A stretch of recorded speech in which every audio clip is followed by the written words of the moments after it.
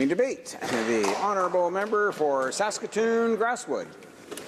Thank you very much, Mr. Speaker, for this opportunity this afternoon to speak on Bill C-4. Today I will be splitting my time with the colleague and the member from Charlesburg, Charlesburg, St. Charles. So thanks very much. Well, this bill that was introduced by the Liberal government certainly attacks the principles of our democracy, our accountability, and certainly our transparency. Two previous private member bills, and we've talked all afternoon in the House, C-377 and C-525 that passed are now under major attack. Let's take Bill 377. It dealt with accountability. And Bill C-525, which deals with the democratic process. We've talked a lot about the secret ballot. So let's talk about the transparency of Bill C-377. All public bodies, Mr. Speaker, have rulings requiring transparency and accountability.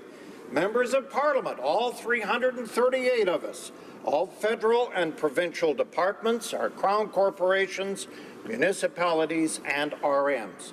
In many ways, I guess this is how we are judged in life. We are judged personally, and we're certainly judged by it in government. At the end of the day, how well we manage our affairs is what we're remembered for. Charitable organizations, Mr. Speaker, they're constantly asking for donations, and they have to be transparent. We want to know where the money is going. It's called paper trail.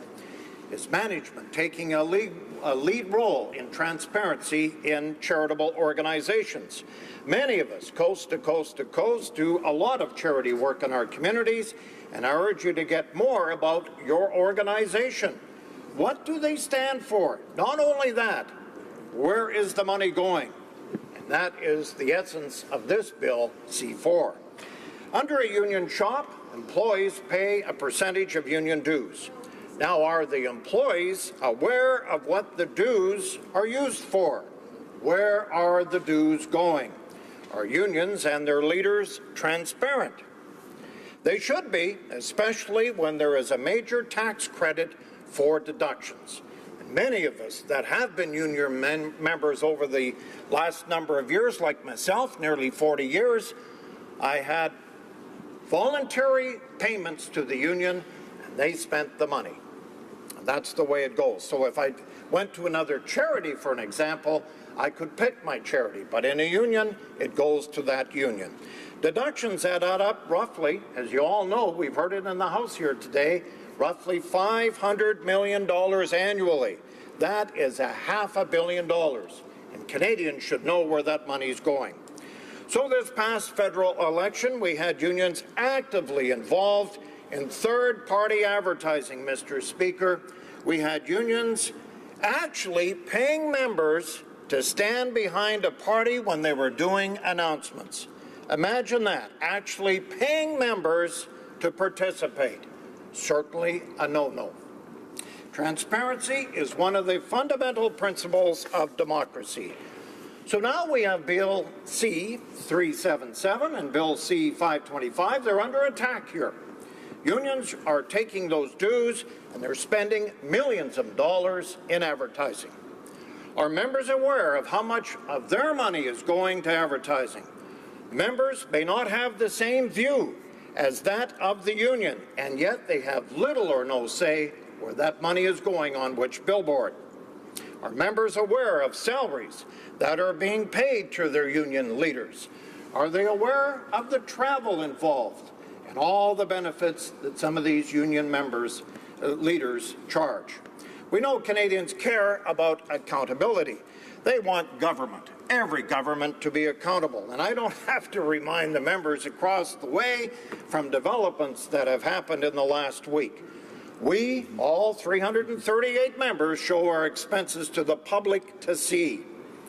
This is what we call transparency.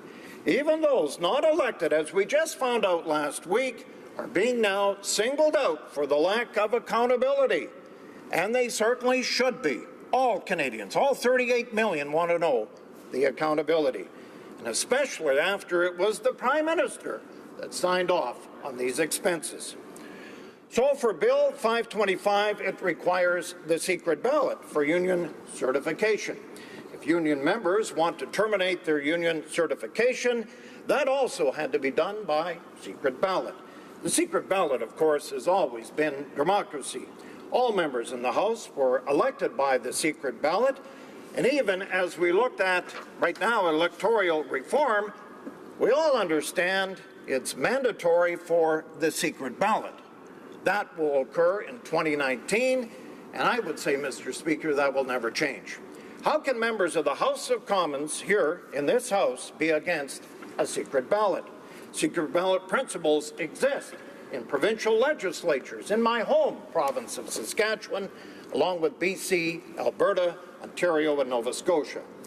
Now, yes, years ago, I would say some shop union measures were pressures by members to put a vote a certain way. We hope certainly that doesn't happen now in the year of 2016. Members pay union dues, and I think they should have a say on where their money goes and how it is spent. It's called accountability. We expect our union leaders who are elected by a secret ballot to be accountable to their membership. And as I mentioned, I was part of a union for 39 years, and we expected our leadership to come forward each and every month with the financial situation.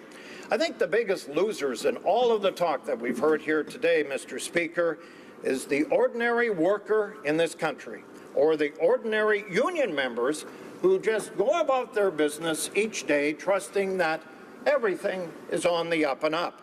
The ones who work hard every day in this country, who actually don't want to get involved in the union issues because of family or just simply because they're not interested. But yet they're a union member and they're told to pay union dues. They are the ones that are hurt by this bill, Mr. Speaker, because they have a harder time getting access now to certain information of this bill. We all need democracy in this system, which includes secret ballots. So we move on to Bill C-525, and it's all about accountability. If the workers are happy with their union, they'll simply support on a secret ballot. Now, if accountability doesn't happen, then they have the right to decertify, and that should have an opportunity also through the secret ballot. Some say this former government, our Conservative government, was pro-business. So be it. There's always a balance, Mr. Speaker, I think, between business and workers. If treated well by owners, you don't have a union issue. And I look at myself and in my previous career, we had 40 years with union. Not once did we ever lock out. Not once did we ever threaten the company. We were always at work. We may have took a little longer sometimes to get an agreement, but that was the process that we wished to go. So if treated well by owners, you don't have that union issue. Too often, though, in the past, it's the union that has pushed the envelope, causing tension, I think, between some workers and some ownership. And that's when you get issues, I think, that can damage a relationship and cause devastating results, and essentially can cause a business to close. We've seen that in this country, and then everyone, including the owner and the workers, are the losers. And we've seen that with EI certainly up in the last year. So, Mr. Speaker, as I conclude, every day in this country there's agreements signed between management, between unions, and some take longer than others for various reasons. But Bill C-4 undermines this. The secret ballot vote are a cornerstone of our democracy. And if the process is good enough to elect us, the MPs, it should be good enough to ratify collective agreements coast to coast to coast. Thank you.